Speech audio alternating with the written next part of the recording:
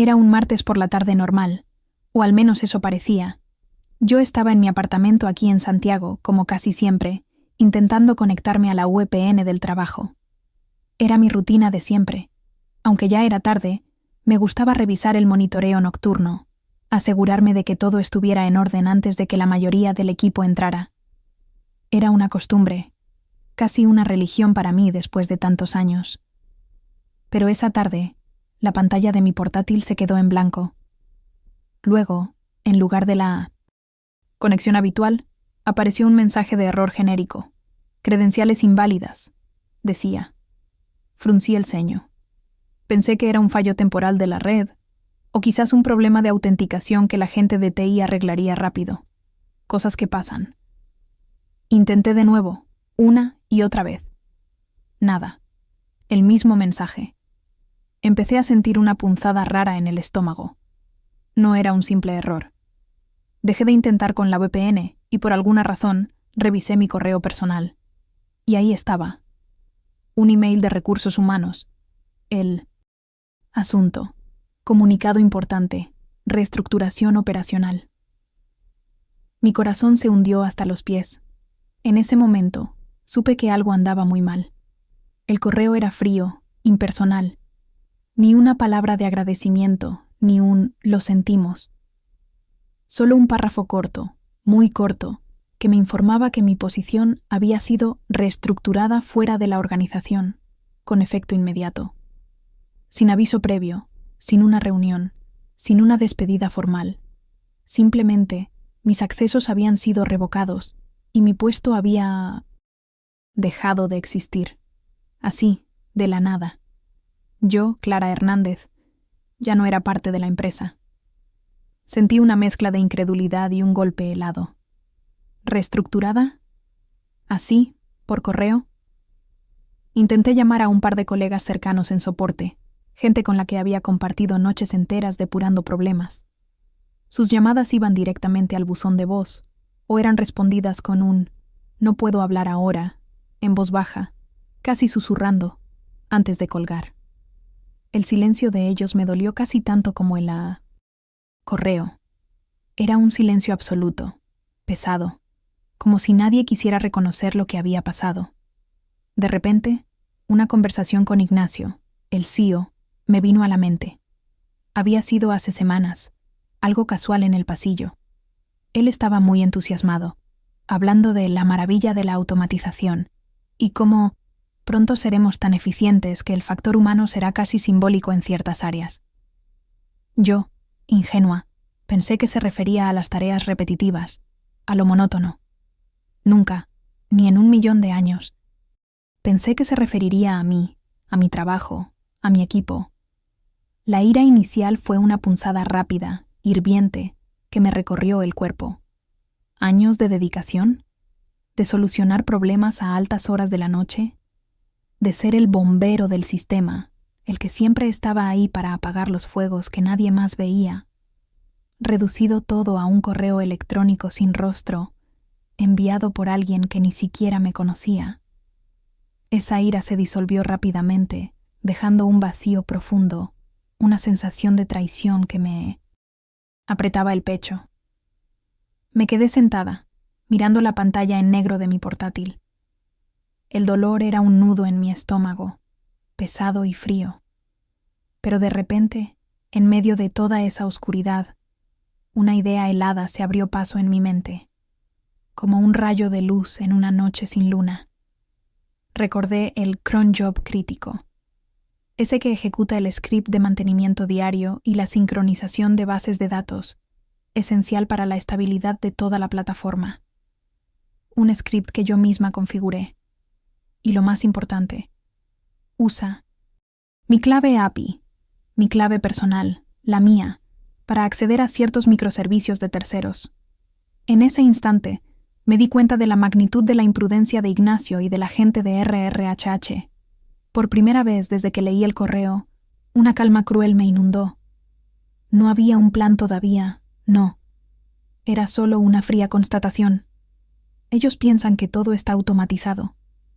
Pero olvidaron una cosa crucial. ¿Quién automatizó?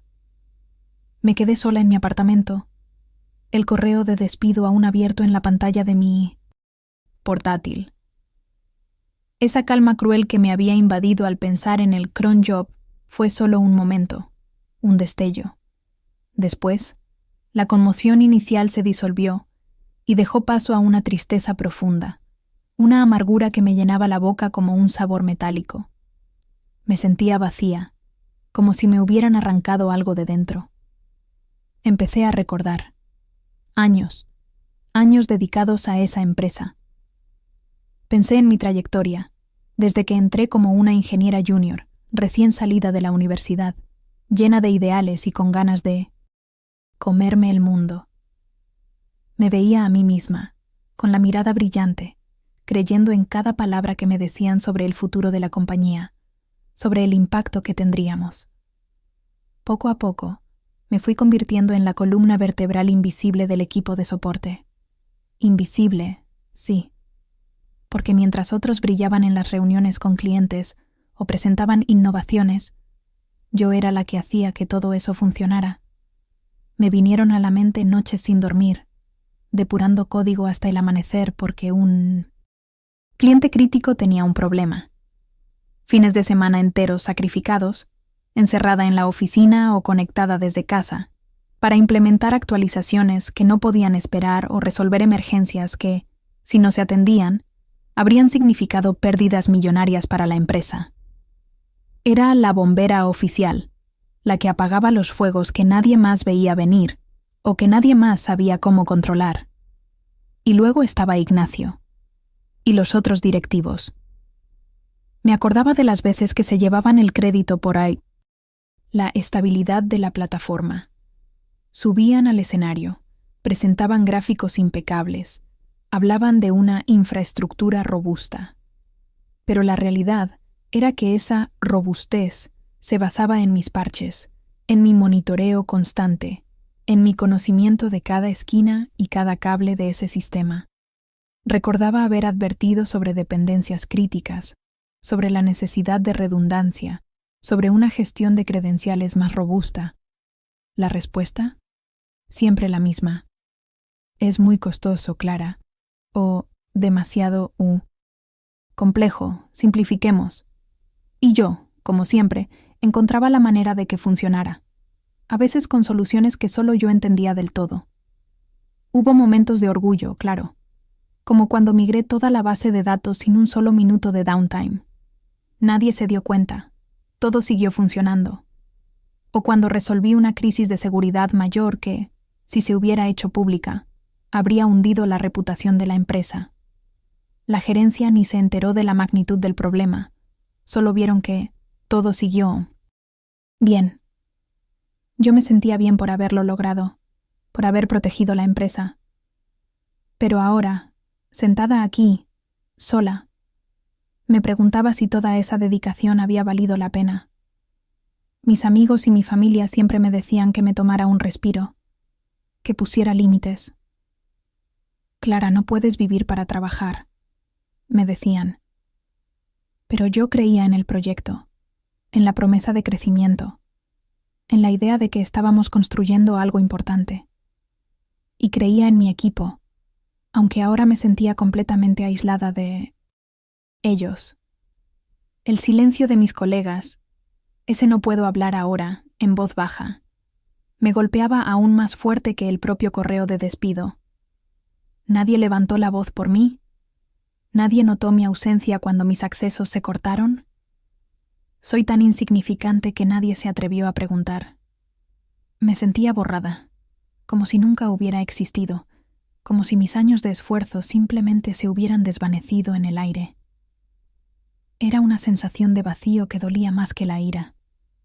Me levanté de la silla, sintiendo el peso de todo eso. Fui hasta la ventana y observé las luces de Santiago, brillando en la noche. El dolor no se había ido, pero empezaba a mezclarse con un creciente resentimiento. Ya no era solo la pérdida de un trabajo, era el menosprecio total de mi valor, de mi conocimiento, de mi existencia profesional. Era como si hubieran dicho, no vales nada. Me trataron como una pieza descartable, sin rostro, sin voz. Murmuré para mí misma, mi aliento empañando un poco el cristal frío.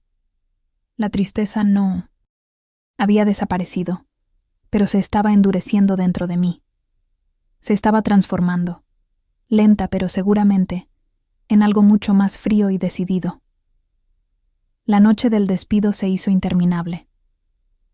Después de ese correo, después de la amargura y el resentimiento, me quedé en una especie de limbo. El teléfono de la casa, o mi móvil, no sonó. Nadie me llamó. El correo electrónico, ese que me había quitado el trabajo en un segundo, seguía abierto en la pantalla, pero no llegó nada más. La empresa seguía su curso aparentemente inmutable, como si mi ausencia no significara absolutamente nada.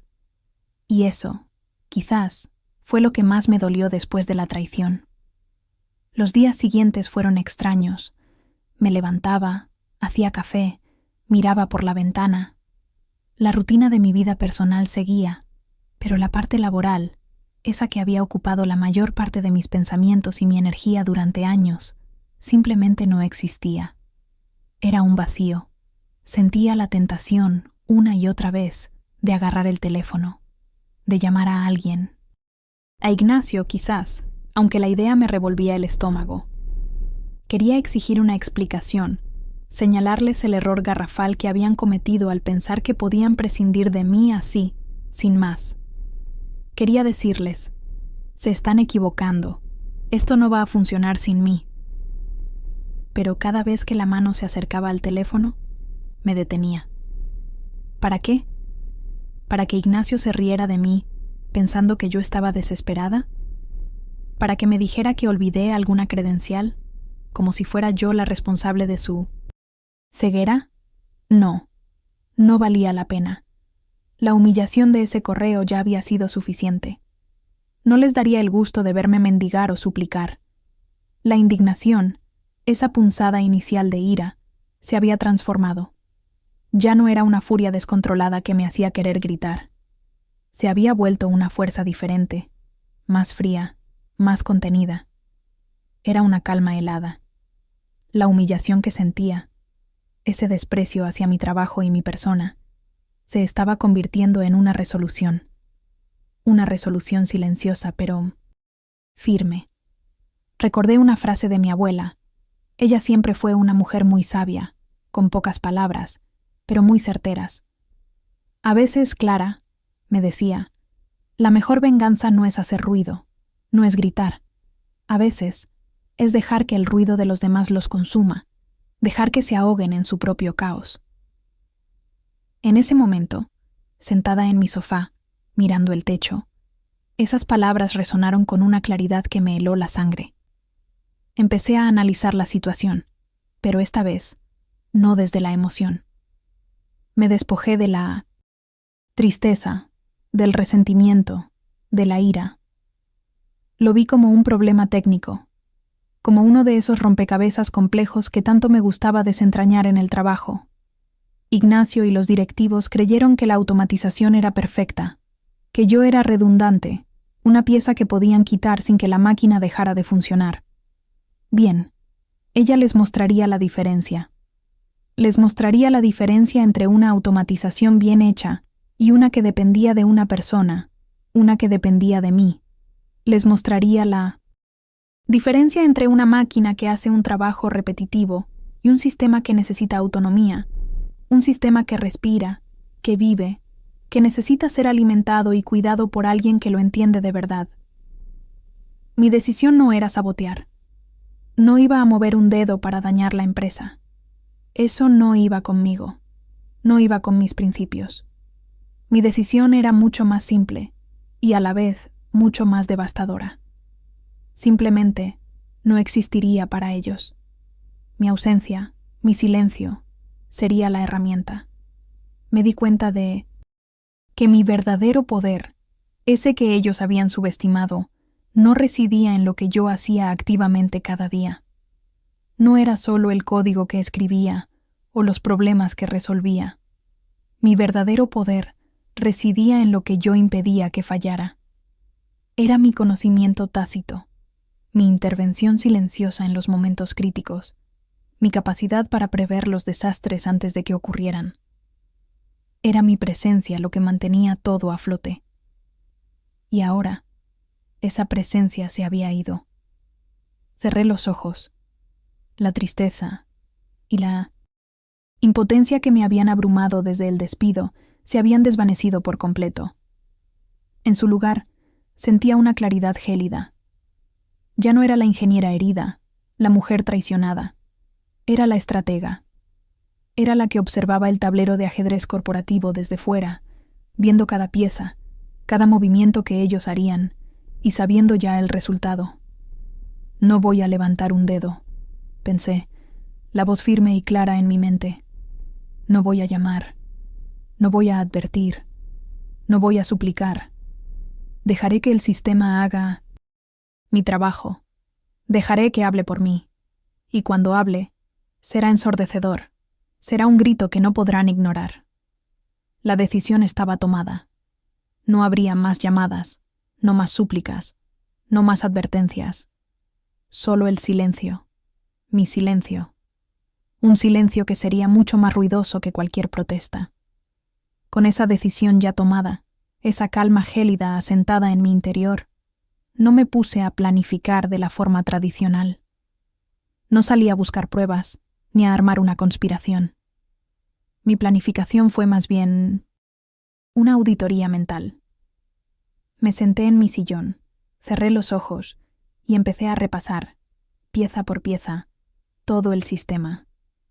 Era como si estuviera viendo un mapa muy detallado de la empresa, pero un mapa que solo yo conocía de verdad. Estaba haciendo un inventario, pero no de activos, sino de vulnerabilidades. Vulnerabilidades que ellos mismos habían creado al despedirme. Mi mente fue directamente al cron job. Ese era el corazón de muchas cosas. Recordaba perfectamente cómo lo había configurado, cada línea de código, cada dependencia. Era el que se encargaba de la sincronización diaria de la base de datos con los servicios de microtransacciones. Sin esa sincronización, los datos se desfasarían. Las transacciones no se verían reflejadas a tiempo, los saldos no cuadrarían. Y eso era solo el principio. Luego estaba la conexión con la API de pago externa. Esa era otra joya. Para las verificaciones de seguridad y para procesar pagos, usábamos esa API. Y, por supuesto, la conexión se hacía con mi clave API, la que yo había configurado. Era mi acceso personal, el que garantizaba que las transacciones fueran seguras y que se comunicaran correctamente con el banco y los procesadores de pago. Si esa clave fallaba, el sistema de pagos, la columna vertebral de cualquier empresa que vende algo, se iría al traste. Y los respaldos. Los scripts de respaldo automatizados. Sí, estaban automatizados. Eso era cierto. Pero adivinen qué. Usaban mi token para acceder al almacenamiento en la nube. Cifrado. Yo fui la que configuró la cuenta inicial, la que estableció las políticas de cifrado y el acceso. Era la forma más sencilla en ese momento, y nadie más se molestó en entenderlo, o en crear un sistema de gestión de credenciales centralizado y robusto, a pesar de mis sugerencias. Siempre decían que era demasiado trabajo, o no es prioritario. Pues ahora sería su prioridad número 1. Empecé a recordar todos esos incidentes pasados, esas veces en las que tuve que intervenir de emergencia. Un script que falló de la nada porque un servicio externo cambió su API sin avisar. Una credencial que expiró y nadie se dio cuenta. Un servidor que se saturó y yo fui la única que sabía cómo optimizarlo al vuelo sin causar un corte. Yo siempre era la última línea de defensa, la que tenía ese conocimiento tácito, ese cómo funciona realmente todo, que no está escrito en ningún manual y que solo se aprende con años de estar metida hasta el fondo en el sistema. Ignacio, a veces, traía a esos expertos externos, gente que venía con trajes caros y presentaciones bonitas. Rascaron la superficie, claro. Proponían soluciones genéricas, de esas que se aprenden en los libros, que ella sabía perfectamente que no funcionarían con la infraestructura legacy de la empresa, esa maraña de parches y optimizaciones que yo había tejido con mis propias manos para mantener todo a flote. Ellos se iban con sus honorarios, y yo me quedaba con el trabajo de hacer que las cosas funcionaran de NE. ¿Verdad? Era la única que entendía esa complejidad, esa intrincada red de cables virtuales. Ahora, con mi acceso revocado, me preguntaba cuánto tiempo tardarían en darse cuenta del problema. Y, lo que era más importante, cuánto más tardarían en solucionarlo sin mi acceso, sin mi conocimiento, sin esa persona que sabía dónde buscar, qué archivo modificar, qué línea de código ajustar. Empecé a hacer mis cálculos mentales. Un día sin el cron job de sincronización sería problemático, seguro. 2 días, catastrófico. ¿Y el fin de semana? El fin de semana sería fatal. Pensé en el ciclo de trabajo, el cron job más crítico, el que consolidaba los datos de todo el fin de semana y preparaba la plataforma para la avalancha de operaciones del lunes. Se ejecutaba en la madrugada del lunes. Si eso fallaba, si los datos del sábado y domingo no se procesaban correctamente, el lunes por la mañana sería un infierno. Una sonrisa fría se dibujó en mis labios. No necesitaba tender una trampa. La trampa ya estaba allí, esperando. Mi plan, en realidad, era no tener plan. Solo debía mantenerme al margen, en silencio, y dejar que la negligencia de Ignacio y la fe ciega en una automatización incompleta hicieran el resto. No había necesidad de mover una sola pieza en el tablero de ajedrez. La partida ya estaba perdida para ellos, solo que aún no lo sabían. Revisé las fechas en mi calendario mental. Hoy era miércoles. El fin de semana se acercaba, y con él, la inevitable cascada de fallos que mi ausencia provocaría. Los días siguientes, después de tomar esa decisión tan fría, me sentí extrañamente en paz. Una calma que hacía mucho tiempo no experimentaba. No busqué otro trabajo de inmediato. No me desesperé ni me puse a enviar currículums a diestro y siniestro. Me dediqué a observar el mundo exterior desde mi ventana. El sol de Santiago calentando mi departamento. Los ritmos de la vida normal que seguían su curso, ajenos a lo que pasaba dentro de mí y a lo que estaba por pasar en 1900. Esa empresa. Era como si, al soltar el peso de la responsabilidad, me hubiera liberado también de la prisa y la angustia. El jueves transcurrió. Me imaginaba la oficina, las reuniones, el sonido de las máquinas de café, la gente yendo y viniendo. La falsa sensación de seguridad que da un sistema que, aparentemente, está estable y funcionando sin problemas. Seguramente Ignacio, el CEO, estaría pavoneándose por los pasillos, orgulloso de su eficiencia y de su reestructuración, que había eliminado costos innecesarios, es decir, a mí. Suponía que estaría dando charlas motivacionales sobre el futuro brillante de la empresa, sin saber que ese futuro ya estaba empezando a desmoronarse en silencio. Llegó el viernes, el último día de la semana laboral. La gente, seguramente, ya pensando en el fin de semana. Yo, en cambio, no pensaba en planes, sino en el cron job. Ese que yo mantenía manualmente cada día, revisando los logs, haciendo pequeños ajustes, asegurándome de que todo estuviera en su sitio. Ese día no se ejecutó. No hubo nadie para supervisarlo, para alimentarlo, para darle la atención que necesitaba. Las sincronizaciones de datos críticos empezaron a detenerse. Los servicios de monitoreo, esos que yo había configurado para avisarme de cualquier anomalía, fallaron en silencio al intentar acceder con mis credenciales inválidas. Los pequeños desajustes, imperceptibles para un ojo inexperto, empezaron a acumularse. Nadie lo notó, porque era viernes por la tarde, la operación era mínima y la confianza en la automatización perfecta era ciega. El sábado y el domingo llegaron, días de descanso para la mayoría. Para mí, días de observación. Imaginaba el caos subyacente que se gestaba. Los datos no se consolidaban. Las transacciones del fin de semana, que eran muchas, no se cerraban correctamente. Los reportes diarios, esos que la gerencia revisaba el lunes por la mañana para ver el rendimiento, no se generaban con información actualizada. Los logs de errores en los servidores empezaban a crecer exponencialmente, llenándose de mensajes rojos y advertencias. Pero no había Clara para revisarlos. No había Clara para interpretarlos, para entender la señal de alarma que representaban. Era como un río que se desborda poco a poco, sin que nadie lo vea, hasta que la inundación es inevitable. Me imaginaba a Ignacio, ajeno a todo, probablemente disfrutando de un café de especialidad en alguna terraza del barrio alto, revisando sus correos personales, haciendo planes para su fin de semana, o quizás jugando al golf. Se vería a sí mismo como un visionario, un líder que había tomado decisiones difíciles pero necesarias. Mientras él vivía su fin de semana de éxito y tranquilidad, la bomba de tiempo que él mismo había activado seguía su cuenta regresiva. Su calma era superficial. La mía, sin embargo, era profunda y gélida. Era la calma del que sabe lo que va a pasar, del que ha previsto cada paso de la caída. La antítesis era perfecta. Él, en su burbuja de ignorancia.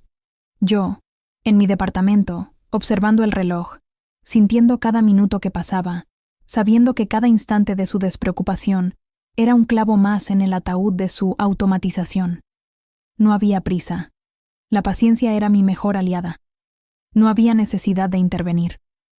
La máquina, mi creación, haría el trabajo por mí. Llegó la medianoche del domingo. La ciudad dormía bajo un manto de estrellas. Las luces de los edificios se iban apagando una a una. Pero en los servidores de la empresa, la historia era otra. El cron job maestro, ese que se encargaba de ejecutar el script de mantenimiento crítico para preparar toda la operación del lunes, para procesar los datos acumulados del fin de semana, intentó ejecutarse.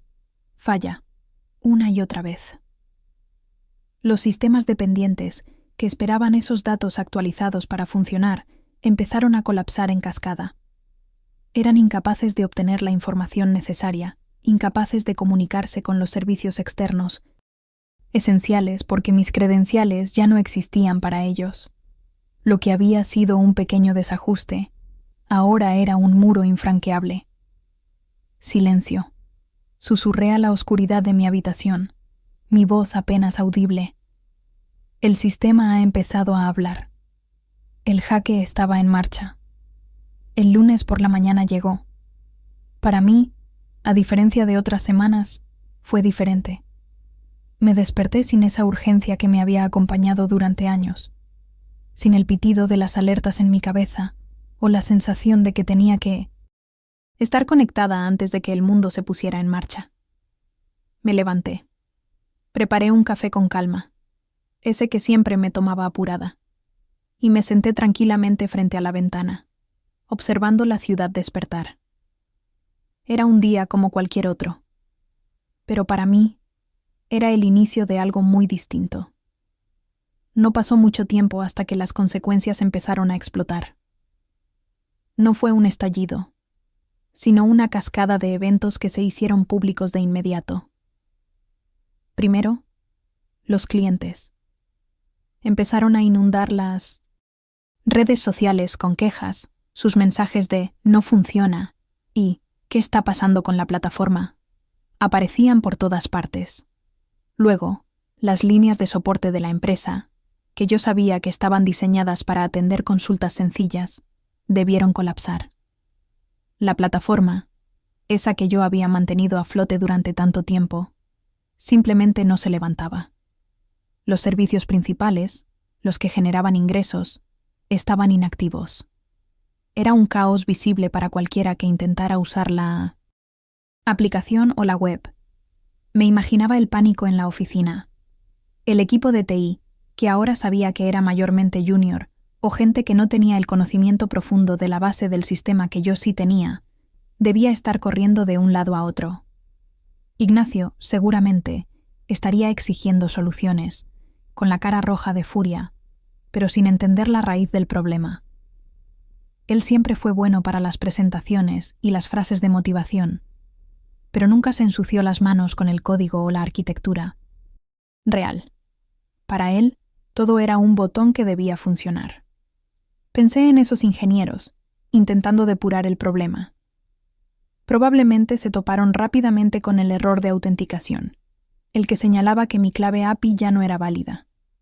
Intentarían reinstalar copias de seguridad, pero yo sabía que todas las copias, todas las configuraciones cruciales, dependían de mi token o de ese conocimiento tácito que solo yo poseía para restaurarlas correctamente.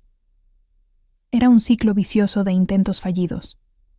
Cada vez que intentaran arreglar algo, se encontrarían con otra dependencia, otro servicio que no se comunicaba, otra clave expirada, todo por mi ausencia.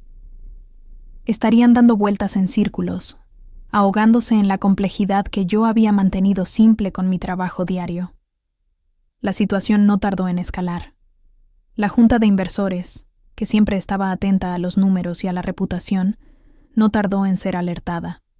Las quejas de los clientes, la inactividad de la plataforma, los reportes de downtime, que empezaban a aparecer en sitios especializados, todo eso sería como una alarma ensordecedora para ellos.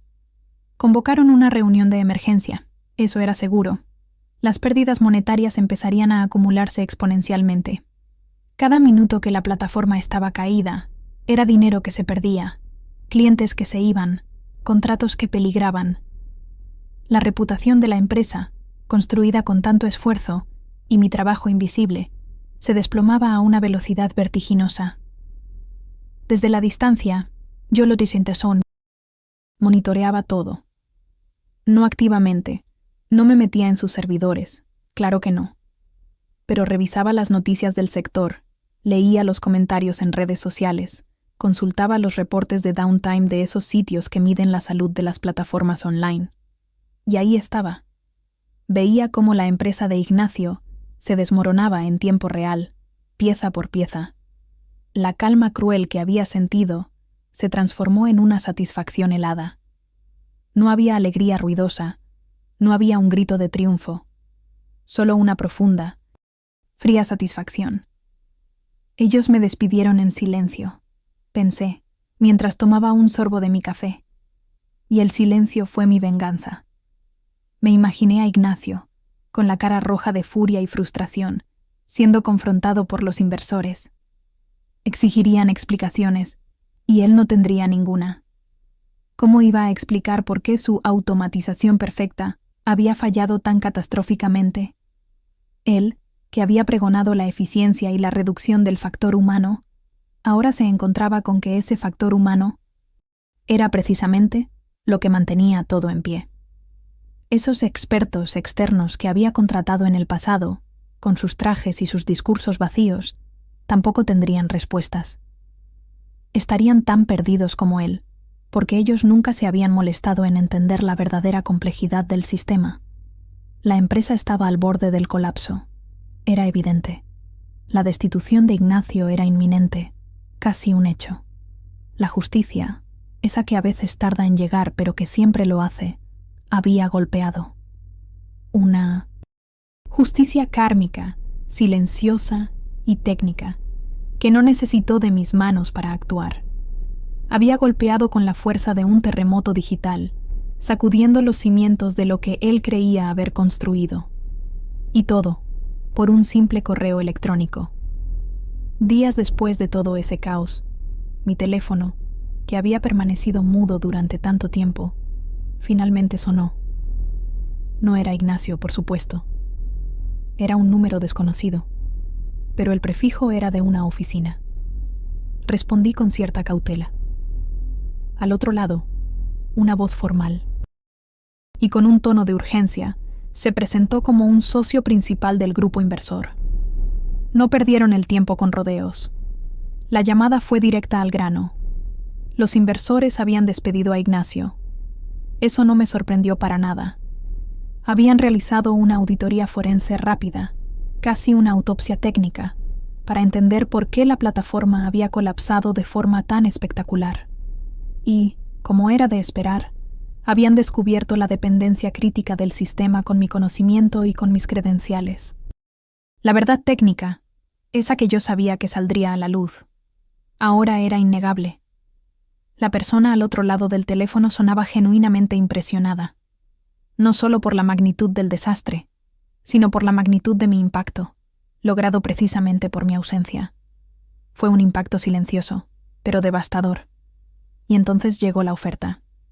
Querían que volviera, no como la ingeniera que fui, sino como la directora de operaciones técnicas o arquitecta de sistemas, me dijeron, con un salario significativamente más alto, acciones de la empresa y, lo más importante para mí, plena autonomía para reestructurar toda la infraestructura técnica.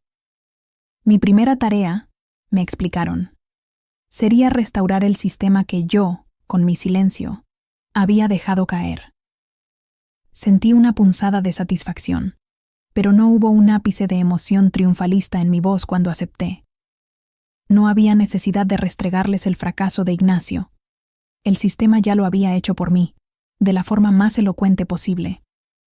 Volvería a la empresa, sí, pero no como la ingeniera subestimada y borrada, sino como la salvadora indispensable, bajo mis propios términos. Y así fue. Mi regreso fue diferente. Reconstruí el sistema desde cero, o al menos, lo que quedaba de él. Implementé las redundancias, las gestiones de credenciales robustas y las políticas de seguridad que siempre había propuesto y que siempre habían sido desestimadas por costo o complejidad. Me aseguré de que nadie, nunca más, pudiera ser borrado en silencio sin consecuencias. Ni yo, ni nadie más en el futuro. La empresa se recuperó.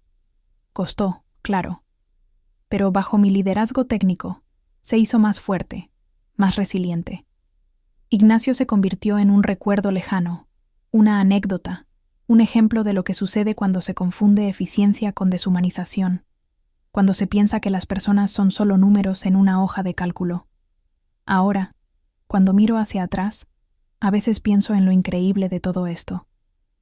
Me despidieron en silencio, creyendo que yo era reemplazable, que una línea en un correo electrónico podía borrar años de dedicación y conocimiento. Creí que me habían silenciado para siempre. Pero olvidaron que mi verdadero poder no estaba en mi voz, no estaba en lo que yo podía gritar o protestar. Mi verdadero poder estaba en la voz del sistema que yo había creado y mantenido. No tuve que hacer nada. Solo observé cómo la ignorancia y la arrogancia corporativa se desmoronaban bajo su propio peso. Fue el silencio lo que permitió que la verdad técnica saliera a la luz. Y la verdad, a veces, es la venganza más limpia, la más justa. Recuerden siempre esto. La tecnología es poderosa, sí, pero el ingenio humano que la sustenta, la mente que la entiende y la mantiene, ese es irreemplazable. Subestimen a sus equipos bajo su propio riesgo. ¿Alguna vez te han tratado como una pieza prescindible en el tablero corporativo? ¿Has visto cómo el karma, o en mi caso, un buen cron job, hace justicia a su manera? Cuéntame tu historia en los comentarios. Y si te gustó la historia de Clara y su vasto jaque corporativo, dale un buen like, suscríbete para más historias de Café Frío y Venganza, y activa la campanita para no perderte nuestro próximo relato de justicia laboral. Nos vemos en el próximo round.